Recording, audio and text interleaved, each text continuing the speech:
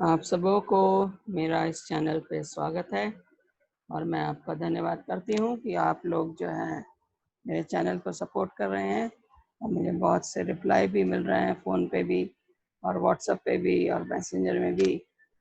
Thank you very much for supporting my ministry.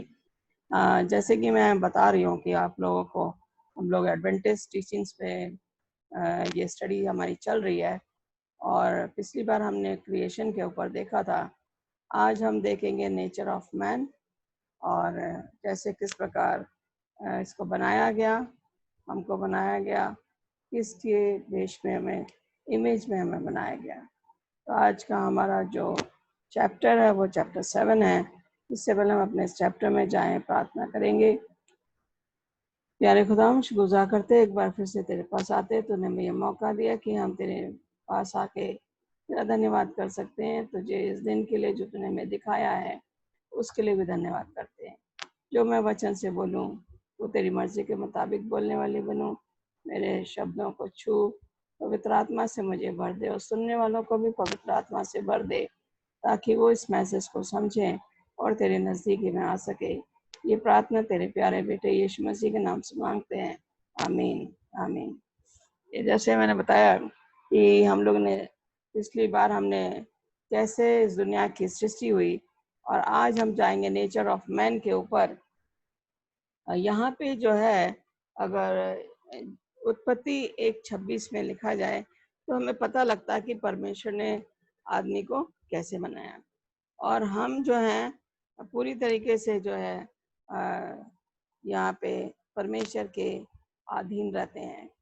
फिर परमेश्वर ने कहा मनुष्य को अपने स्वरूप के अनुसार अपनी समानता में बनाए और वह समुद्र की मछलियाँ, आकाश के पक्षियों, घरेलू पशुओं, सारी पृथ्वी पर और सब रेंगने वाले जंतुओं पे जो पृथ्वी पर रेंगते हैं अधिकार रखे।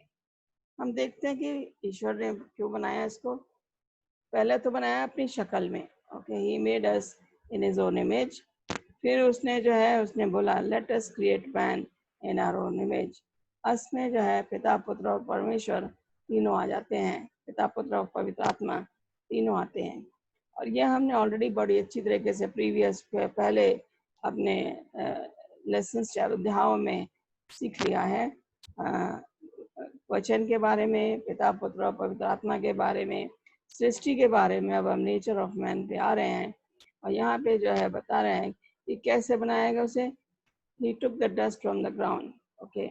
उसने जो है मिट्टी ली जमीन से और लेने के बाद उसने क्या करा, उसने उसका एक पुतला बना दिया और पुतला बनाने के बाद उसने उसके अंदर जीवन का सांस फूंक दिया। तो यहाँ पे जो है मनुष्य की उत्पत्ति में अगर देखा जाए दूसरे अध्याय में कि उसने किस तरीके से है ये आदम को बनाया। और फिर उसे मैंने जैसे पढ़ा 1:26 में कि जितनी भी चीज़ें हैं, जंतु, पशु और पेड़ पौधे जितने भी हमें दिए गए हैं सृष्टि में, हमें उन सब का अधिकार मिला है। तो यहाँ पे बता रहे हैं कि हर एक चीज़ जो परमेश्वर ने बनाई वो का अच्छा है और आदमी को भी बनाया तो भी कहा बहुत अच्छा। और इसके लिए मैं एक हेल्पमेट भी बनाऊंगा, एक सहायक भी बनाऊंगा। तो यहाँ भी देखते हैं कि उत्पत्ति 1:28 में लिखा हुआ है और परमेश्वर ने उनको आशीष दी और कहा फलो फूलो और पृथ्वी में समा जाओ। He blessed them and said, be fruitful and multiply. Okay, हम देखते हैं कि हमारी ड्यूटी जो है जानवरों के साथ कैसी रहनी चाहिए और हमारे आसपास के लोग हैं उनके साथ हमें किस तरीके से पेश आना चाहिए। यहाँ भी देखना मांगते हैं यूनिटी ऑफ मैन्स नेचर। जैसे कि बताया कि 2:7 में तब परमेश्वर यहोवा ने आदम को भूमि की मिट्टी में रचा।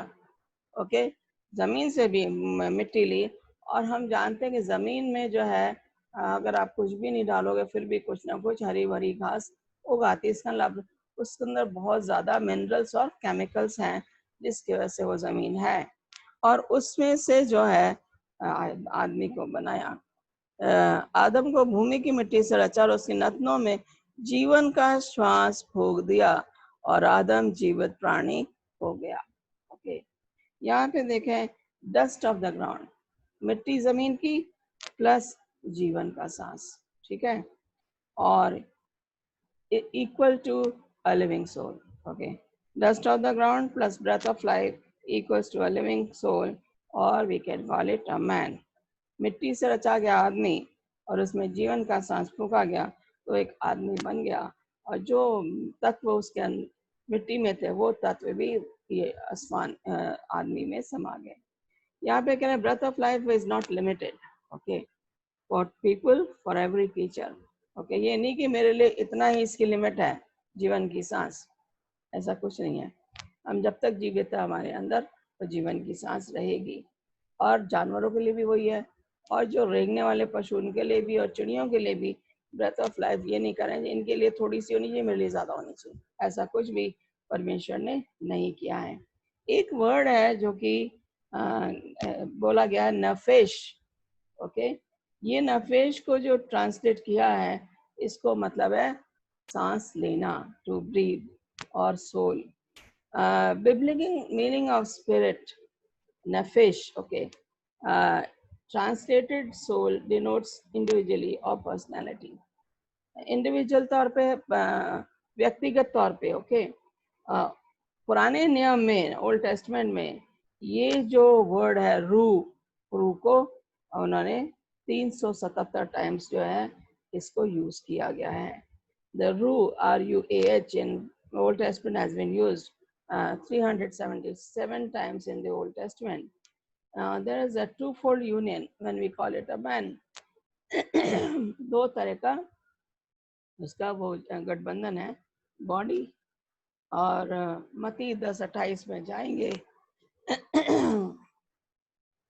मत्ती उसका 10वां अध्याय और उसकी 28वीं आयत में देखेंगे कि यहाँ पे क्या बताया गया ये रूह के बारे में, और किस टाइप की ये चर्चा हो रही है इस अध्याय में। 10:28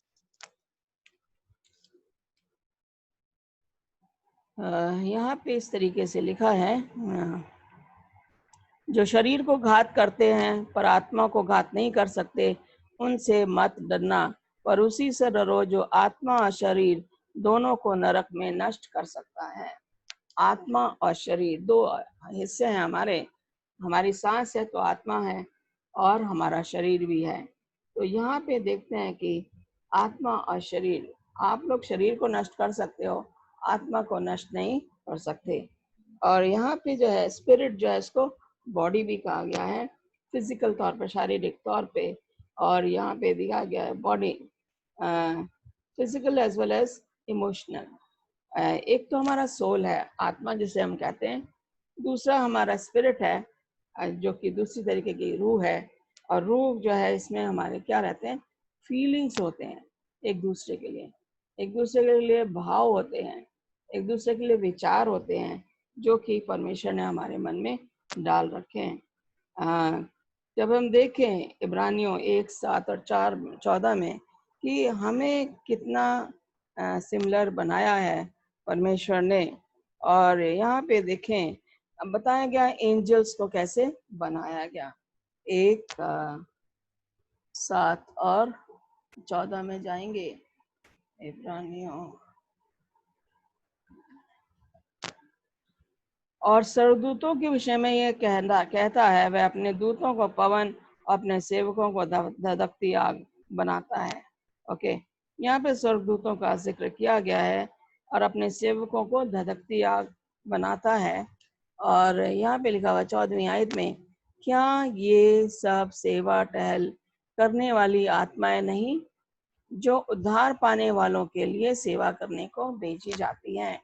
ये मनुष्य के बारे में लिखा हुआ है, उद्धार करने वाले सेविकाएं के लिए चाहते हैं ताकि लोगों का उद्धार हो सके। तो ये है यहाँ पे बताया गया कि जो दो वे है, आत्मा और शरीर। आत्मा को आप नष्ट नहीं कर सकते। अगर जिसने आत्मा और शरीर दोनों को नष्ट कर दिया, आपको याद होगा मैंने एक सरमन दिया था, conscious, death of a conscious. और उसमें जो है मैं बता रही थी कि अगर अपनी आत्मा मर जाती है तो आपका शरीर भी नष्ट हो जाएगा। आत्मा अगर हमारी अ, दुष्ट है, दुष्ट बन जाती है तो हम नरक के भोगी होंगे। अगर आत्मा हमारी सही है और हमारे विचार सही हैं एक दूसरे के लिए, तो कोई भी हमें हमारे उससे डगमगा नहीं सकता है। इब्रानियों 2:7 में जाएंगे और यहाँ पे हम देखेंगे कि यहाँ पे आदमी को कैसे बनाया गया है। 2 अध्याय की 7वीं आयत। तूने उसे स्वर्गदूतों से कुछ ही कम किया, तूने उस पर महिमा और आदर का मुकुट रखा और उसे अपने हाथों के कामों पर अधिकार दिया। ओके, फरिश्तों से क्या है, थोड़ा सा कम। ओके, नेचर में भी, हाइट में भी, बनावट में भी, लेकिन है हम परमेश्वर की शक्ल में। And lower than angels, angels के बराबर हम नहीं हो सकते, क्योंकि एंजल्स जो है वो पाप रहित है, उनमें कोई पाप नहीं है, वो सिनफुल सिनलेस स्टेट में है। इसलिए जो है हमें उनसे थोड़ा लो बनाया गया। Since man was created in the image of God, he was given opportunity to demonstrate his love and loyalty to his creator. हमें क्योंकि परमेश्वर की शक्ल में बनाया गया है, तो हमारे ये लॉयल्टी या हक बनता है, फर्ज बनता है कि हम परमेश्वर के साथ जो है उसके काम जो उसने हमें दिए हैं, अधिकार जो दिया है, उसको हम ईमानदारी से और विश्वास से भर के करें, और ताकि हम उसके पास ही रहें। Man was created for relationship with others. Okay, आदमी को किस लिए बनाया गया? ताकि हमारा रिश्ता दूसरे लोगों के साथ अच्छा बनाया जाए। अब यहाँ पे जेनेसिस 2:18, उत्पत्ति 2:18 में लिखा हुआ है कि जब आदम को बनाया गया तो परमेश्वर ये नहीं चाहता था कि आदम जो है अकेला रहे, इसलिए उसने उसके लिए एक सहायक बनाया ईव के तौर पे और उसको उसके पास लेकर आया। अब जानते हैं कि आदम को गहरी नींद सोला दिया, और ये 2 अध्याय में ही है, और उसने उसकी पसली के साइड से एक पसली निकाली और वहाँ पे मांस भर दिया। इस तरीके से हवा की चर्चा हुई और आदम ने उसे नारी बोला, और इस तरीके से पहले परिवार की स्थापना होती है। First family was created in the Garden of Eden. Created to be stewards of the environment. ये जो हमारे आसपास जो चीजें हैं, हमें इसकी देखभाल के लिए रखा गया है। Created to imitate God. हमें परमेश्वर जैसा करता है, हमें भी वैसा करना है। As humans, we are to act like God. Why? Because He has created us in His image. अगर एक्सीडस निर्गमन 20:8 से 11 में देखें तो वहां पे लिखा कि 6 दिन तक तो काम करना।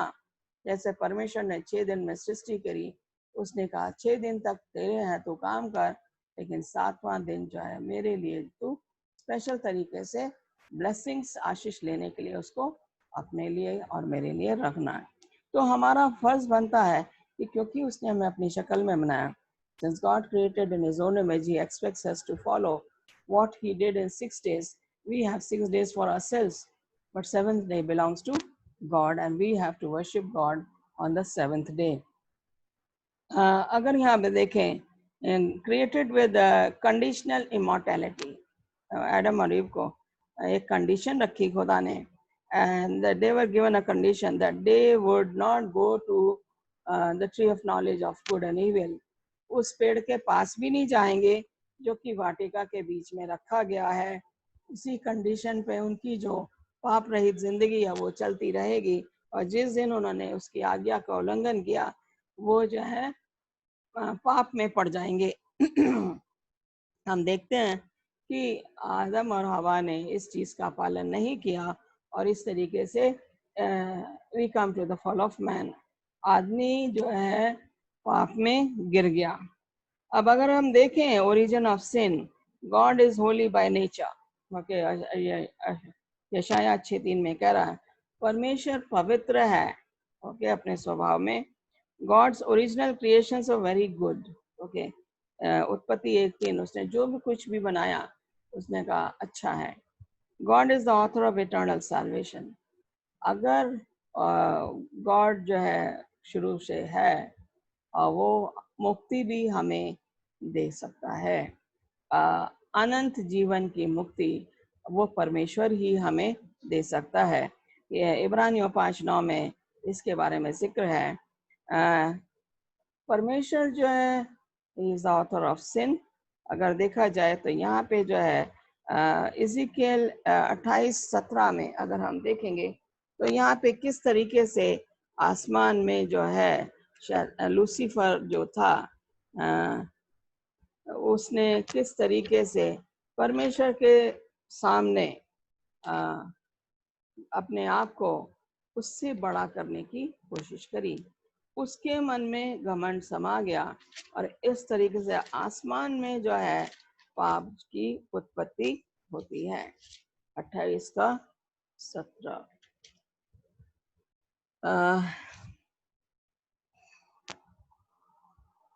यहाँ पे मैं पढ़ूंगी 28:17। यहाँ पे इस तरीके से लिखा है, सुंदरता के कारण तेरा मन फूल उठा। किसको सुंदरता थी? किसको इतना सुंदर बन गया? ये है शैतान। ओके, सुंदरता के कारण तेरा मन क्या हो गया? फूल गया। और उसके बाद वैभव के कारण तेरी बुद्धि बिगड़ गई। ओके, पहला नंबर ब्यूटी, सेकंड नंबर वैभव, कि तू सब में मशहूर हो गया। ओके, और man becomes proud, then he falls into sin.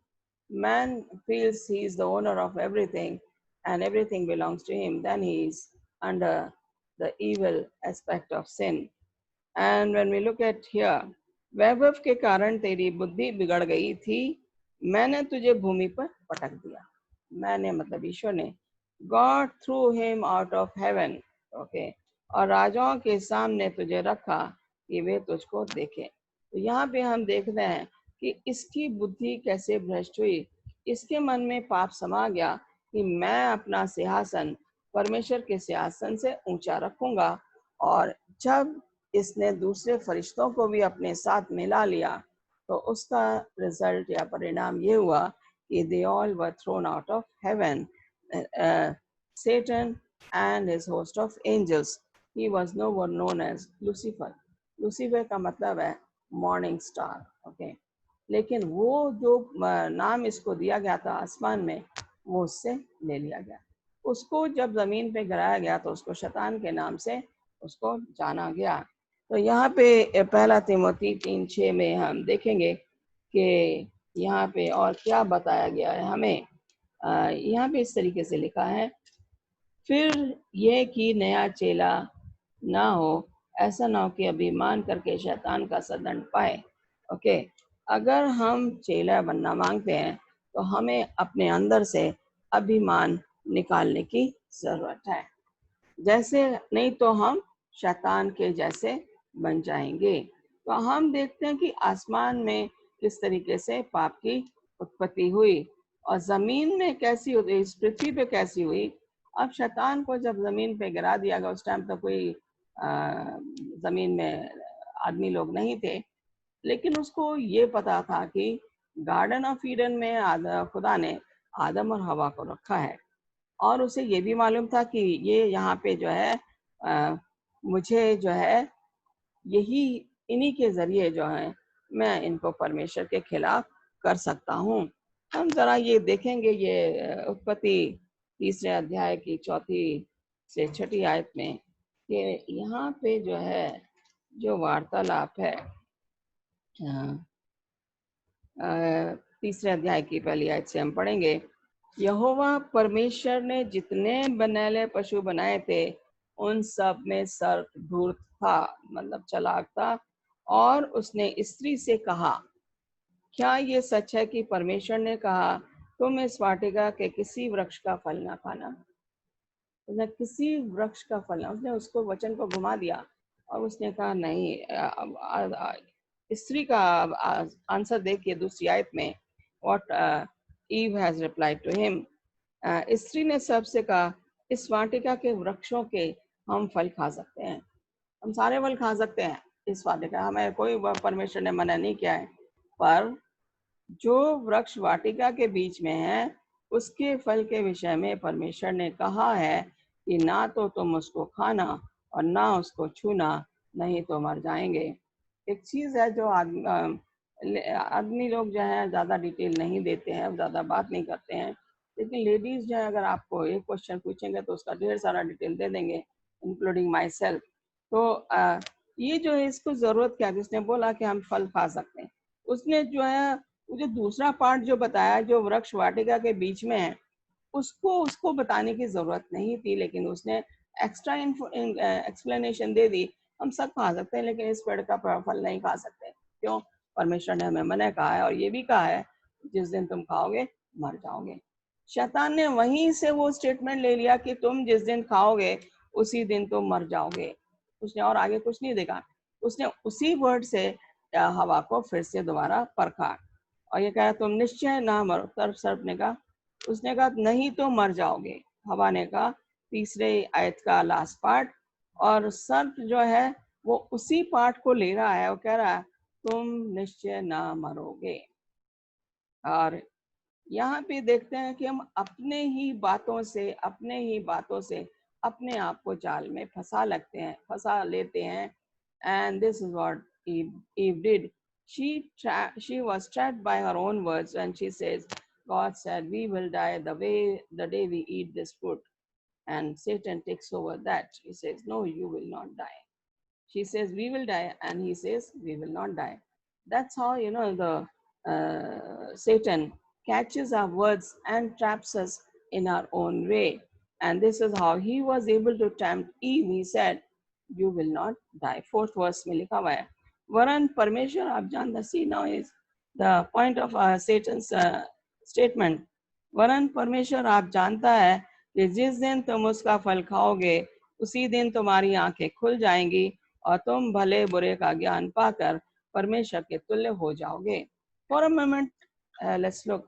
Eve has forgotten who created her, and Eve has forgotten where she is.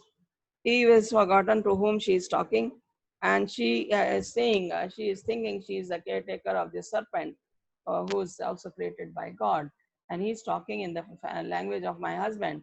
So let me continue my talk, and she is very free with him to talk too. So then, she is caught up by her own words when she says, we will die, and he says, you will not die. In fact, he goes little further and he says, God, you will know good and evil. Okay. God doesn't want you to know what is good and what is evil. The moment you eat this food, you will know what is good and what is evil. जैसे वरन परमेश्वर आप जानता है कि जिस दिन तुम उसका फल खाओगे उसी दिन तुम्हारी आंखें खुल जाएंगी। ये जो रासबाजी वाली आंखें हैं, वो जो तुम्हें आसपास में जो बुराई नहीं दिख रही है वो तुम्हारी आंखें खुलेंगी और तुम्हें दिख जाएगा कि बुरा क्या है और अच्छा क्या है। और फिर जो यहाँ पे कह रहा है और तुम परमेश्वर के तुल्य हो जाओगे। उसने एक और अपना पैंतरा डाला, I put another bait by saying, you will be like gods. This is what he told Eve, and Eve was very happy. If I eat, I will become like God. Okay, that's the thing came into her mind. And this is what Satan wanted her to do. And another thing, he goes a little further in that same next stanza, verse. अतः जब स्त्री ने देखा कि उस वृक्ष का फल खाने के लिए अच्छा और देखने में मनभाव और बुद्धि देने के लिए चाहने योग्य है, तब उसने उसमें से तोड़ के खाया और पति को भी दिया और उसने भी खाया। अब देखने में क्या है, बहुत अच्छा है, और रंग बहुत अच्छा दिख रहा है उसको, और ये इससे मुझे बुद्धि भी मिलेगी और मुझे भलाई और बुराई का ज्ञान भी मिलेगा। ये सब चीजें देखने के लिए उसके मन में आ गया कि हाँ, ये जो बोल रहा है शैतान, ये जो सांप बोल रहा है, सर्प बोल रहा है, ये सही है। परमेश्वर ने हमें क्यों मना करा कि इस पेड़ का फल नहीं खाना? और उसने जब वो एक तरह से भूल गई, उसने परमेश्वर के एक तरफ रख दिया और शैतान की बातों में आ गई और उसने फल लिया और उसने खाया। और अपने हस्बैंड को भी दिया। हम देखते हैं कि इस तरीके से वो जो था, अब उन्हें रियलाइज हुआ कि वो तो उनकी रासबाजी की आंखें खुल गईं और अब उन्हें परमेश्वर का ध्यान आया और उन्होंने गलती की और उन्होंने अपने आप को छुपा लिया। तो जब आदमी गलती करता है तो अपने आप को छुपा लेता है, और जब वो छुपाता है तो कई चीजें जो है वो छुपाता जाता है। तो यहाँ पे इनके साथ भी यही होता है कि इन्होंने ऐसा किया और ये पाप में पड़ गए। यहाँ पे जो है 7वीं आयत में देखा जाए, उन दोनों की आंखें खुल गई। अब इनका ह्यूमन नेचर इज चेंजिंग, है ना, इमीडिएट कॉन्सिक्वेंस। उनको शर्म आने लगी आपस में, और they became afraid and they hid. डर गए और अपने आप को छुपा लिया। और इससे पहले तो वो नहीं छुपते थे, परमेश्वर रोज सुबह शाम आता था। God was visiting them every evening, and they were never hiding from God. But today, after eating the forbidden fruit, they were hiding themselves. The mistake they have done, they are feeling guilty of it, and they don't know how to face God. And then we see in 3:13 में, तब यहोवा परमेश्वर ने स्त्री से कहा, तूने ये क्या किया? पहले उसने आदम से कहा, आदम को बोला कि उसने कहा, ये हम थोड़ा सा वार्तालाप पढ़ ले तो ज्यादा अच्छा है। 9वीं आयत में यहोवा परमेश्वर ने पुकार का आदम से कहा, तू कहाँ है? God had to call them. Other days he was never calling them, but today he said, where are you, Adam? And he says, मैं तेरे शब्द बारी में सुन के डर गया। I got afraid and I hid myself. And उसने कहा, मैं तेरा शब्द सुन के डर गया क्योंकि मैं नंगा था इसलिए छिप गया। He said, because I was naked, so I was hiding myself. उसने कहा, किसने तुझे बताया कि तू नंगा? Who told you you are naked? And God is asking him, he says, जिस वृक्ष का फल खाने को मैंने तुझे मना किया था, क्या तूने उसका फल खाया? God is asking, have you eaten the forbidden fruit? And आदम ने कहा, जिस स्त्री ने तूने मेरे संग रहने को दिया, उसी ने उस वृक्ष का फल मुझे दे दिया। मैंने अपने से नहीं खाया। ये बड़े अच्छी तरीके से वो बोला, मैंने अपने तरीके अपने आप नहीं खाया, मुझे तो ये औरत जो तूने बना के मेरे सामने रखी है और ये लेकर आई और मैंने खा लिया। और उसने एक तरह से ब्लेम लगा दिया हवा के ऊपर। और स्त्री देखो क्या कह रही है, जिस स्त्री को तूने मेरे संग रहने को दिया, उसी ने उस वृक्ष का फल मुझे उसने दे दिया, मैंने खा लिया, as if he was a small child. And then he says, तब यहोवा ने स्त्री से कहा, ये तूने क्या किया? स्त्री ने कहा, सर्प ने मुझे बहका दिया और मैंने खाया। Now Adam blames Eve, Eve blames serp. Okay, we see here, and then we have. I'm going to continue the second part of it tomorrow, and from here we will see how we are going to see the redemption for the plan of salvation, the promise that God has given them in Genesis 3:15. We will continue the second part of this tomorrow morning. So you will have this, I'm taking into a series because this is a long chapter. So it's better that I divide into two. So we will continue from here after the fall of Adam and how each one was blaming the other person. And that is the human nature. We also blame each other when we fall into sin. हमारा भी nature यही है कि हम एक दूसरे के ऊपर तोहमत लगा देते हैं और हम अपना पलड़ा झाड़ लेते हैं कि हमने कुछ नहीं किया, इसने किया, मैंने कुछ नहीं करा, इसने करा, इसने मुझे दिया, मैंने किया। और हम बड़ी जल्दी से दूसरे की बातों में आ जाते हैं। शैतान हमें जाल में फंसा के और वो वहाँ से निकल जाता है और हम जो है परेशानी में पड़ के तब हमें खुदा याद आता है और फिर हम खुदा के पास जाने की कोशिश करते हैं। खुदा हमें वहाँ भी माफ़ करके हमारे पापों को बिल्कुल श्वेत के समान सफ़ेद कर देता है। आइए प्रार्थना करेंगे।